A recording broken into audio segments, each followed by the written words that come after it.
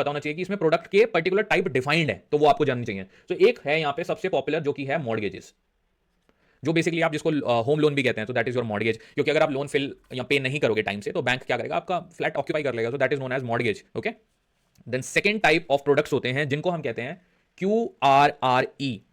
QRRE की full form क्या है यहाँ पे, दैट इज क्वालिफाइंग रिवॉल्विंग, जो कि मैंने आपको अभी समझाया था, रिवॉल्विंग प्रोडक्ट होते हैं, right, retail exposure. Qualify revolving retail exposure, इसका example is credit card, second example is overdraft, bank overdraft limit देता है, राइट। सो ये आप समझो, इट्स वेरी इजी। मॉर्गेजेस आपको सिंपली जैसे मैंने बताया, so like home loan is very good example.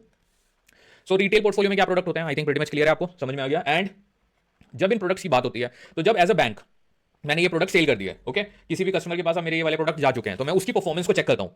मैं ये ट्रैक करता हूं कि जो मेरा कस्टमर है वो कितना ज्यादा मेरे लिए बेनिफिशियल है। तो उसके लिए मैं क्या इंपॉर्टेंट एस्पेक्ट्स पे चेक करता रहता हूं कस्टमर को। एक तो मैं ये चेक करता हूं कि जो कस्टमर है उसका मंथ ऑन बुक कितना है, कि मतलब वो कितने टाइम से मेरे बैंक में है, ताकि मुझे पता चले कि वो जो कस्टमर है उसकी सीनियरिटी क्या है कस्टमर बेस में। इससे क्या मतलब है कि मेरा कितना पुराना कस्टमर कैसा परफॉर्म कर रहा है, तो इससे मैं प्रेडिक्टिव मॉडलिंग लगा के देखूंगा कि इस तरह के कस्टमर जब फ्यूचर में आएंगे तो वो कैसा परफॉर्म करेंगे। It's a predictability, right, it's a probability.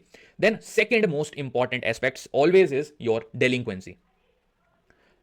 अब डेलिंक्वेंसी का क्या मतलब होता है, जैसे मेरा कोई कस्टमर जिसने मुझसे होम लोन लिया हुआ है, इसने मुझे 3 मंथ के लिए तो ईएमआई पे करी, चौथे महीने से इसकी जॉब चली गई कस्टमर की, इसने चौथे महीने की ईएमआई मुझे पे नहीं करी, तो हम डेलिक्वेंट कस्टमर बोलेंगे इसको। डेलिक्वेंसी जो है ये बकेट वाइज चलती है, देखिए 30 डेज डीपीडी होता है, 60 डेज डीपीडी होता है, 90 डेज डीपीडी होता है, और 90 प्लस के बाद जो डीपीडी होता है उसको हम कहते हैं डिफॉल्ट। तो बेसिकली जेनरिक जो टाइप है, अगर कोई कस्टमर 3 महीने तक कॉन्जिक्यूटिवली ईएमआई पे नहीं करता है उसको हम एक डिफॉल्ट कस्टमर कहते हैं। दैट्स वाई डेलिक्वेंसी बकेट को ट्रैक करना बहुत इंपॉर्टेंट होता है। ये हमें बताती है कि कितने हमारे ऐसे कस्टमर हैं जो कि डिफॉल्ट कर सकते हैं, क्योंकि 30 डेज में गया वो उतना ऑब्जेक्शनेबल नहीं है, बट हमें एक अलार्म आ जाएगा हमारे माइंड में कि ये कस्टमर आगे जा सकता है। और जो 60 डेज पे है उनका तो पूरा चांसेस है, राइट, कि वो अगले महीने भी कर सकता है, बट यू नेवर नो, जरूरी नहीं है। बहुत सारे कस्टमर मैंने ऐसे देखे हैं जो कि 60 डेज तक तो जाते हैं, लेकिन देन दे गो बैक, दे पे ईएमआई पिछले 2 महीने की एक साथ। So that's how it works.